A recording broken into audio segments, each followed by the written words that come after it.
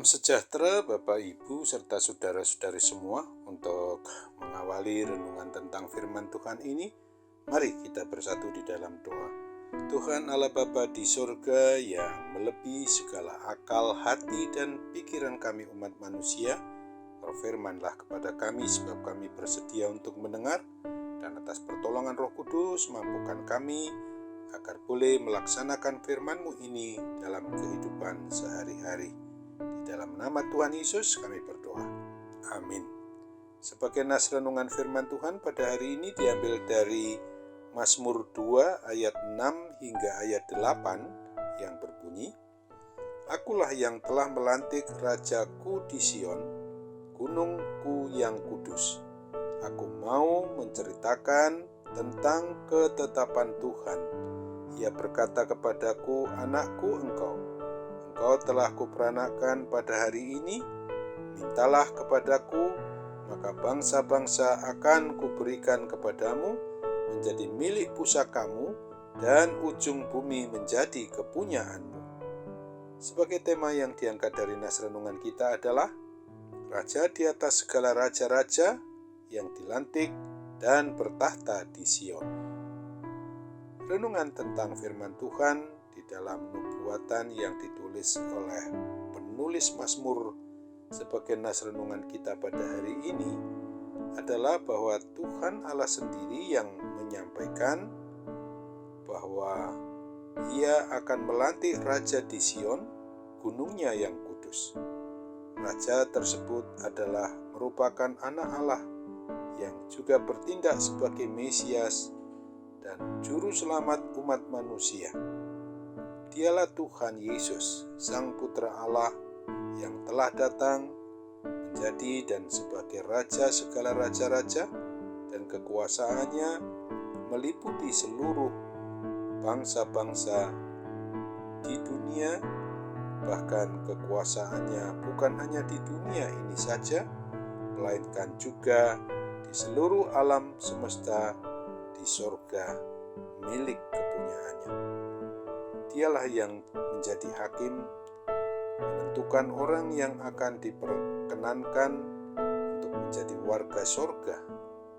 Apabila Tuhan kita Yesus Kristus yang Maha Berkuasa itu menentukan seseorang bisa diterima atau tidak diterima masuk surga, masihkah kita mau tergoda untuk meninggalkan satu-satunya yang adalah jalan dan kebenaran dan hidup, yaitu Tuhan Yesus Kristus, dan mengikuti penguasa-penguasa dunia yang tidak mampu menentukan dirinya sendiri untuk masuk ke dalam kehidupan yang kekal di sorga? Sesungguhnya keadaan yang masih di dalam suasana memperingati masa raya Natal yang baru saja berlangsung di bulan Desember yang lalu, kiranya oleh pertolongan Roh Kudus kita makin dikuatkan di dalam teguh beriman percaya hanya kepada satu-satunya Tuhan dan Juru Selamat umat manusia itu, agar kita sungguh-sungguh mau menyambut Tuhan Yesus menjadi satu-satunya Raja di atas segala raja-raja, Kepala di atas kepala-kepala, Tuhan di atas segala tuan-tuan di dalam kehidupan kita sehari-hari, dan yang menjadi tempat perlindungan kita di dalam menjalani kehidupan kita sehari-hari. Ingatlah akan firman Tuhan Yesus Kristus yang dituliskan pada Kisah Para Rasul 4 ayat 12 ini, dan keselamatan tidak ada di dalam siapapun juga selain di dalam Dia, sebab di bawah kolong langit ini tidak ada nama lain yang diberikan kepada manusia yang olehnya kita dapat diselamatkan. Untuk itu, marilah kita selalu boleh mencontoh meneladani akan teladan tokoh-tokoh orang yang beriman, yang percaya kepada Kristus, sebagaimana diungkapkan di dalam Filipi 2 ayat 9 hingga ayat 11 ini. Itulah sebabnya Allah sangat meninggikan Dia dan mengaruniakan kepadanya nama di atas segala nama, supaya dalam nama Yesus bertekuk lutut segala yang ada di langit dan yang ada di atas bumi dan yang ada di bawah bumi, dan segala lidah mengaku Yesus Kristus adalah Tuhan bagi kemuliaan Allah Bapa. Amin. Mari kita kembali bersatu dalam doa.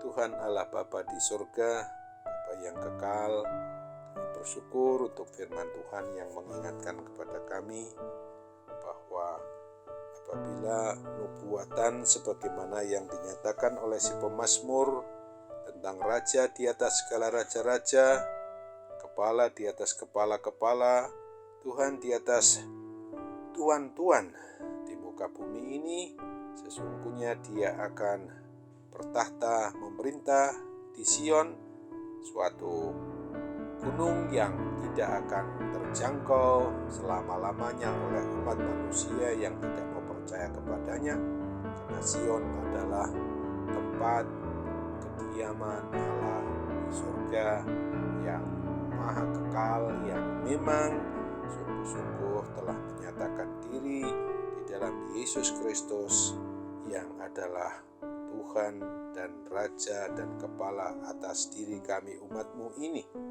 Oleh sebab itu kami harus setuju senantiasa boleh hidup yang bersikap untuk menyembah, memuji, dan memuliakan nama-Mu saja.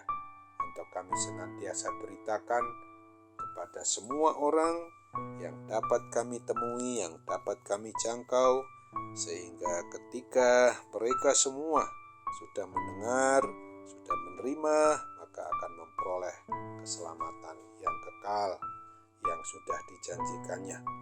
Dan pada saat ini di antara kami masih ada saja yang menderita akibat gangguan kesehatan, gangguan sakit penyakit apapun juga.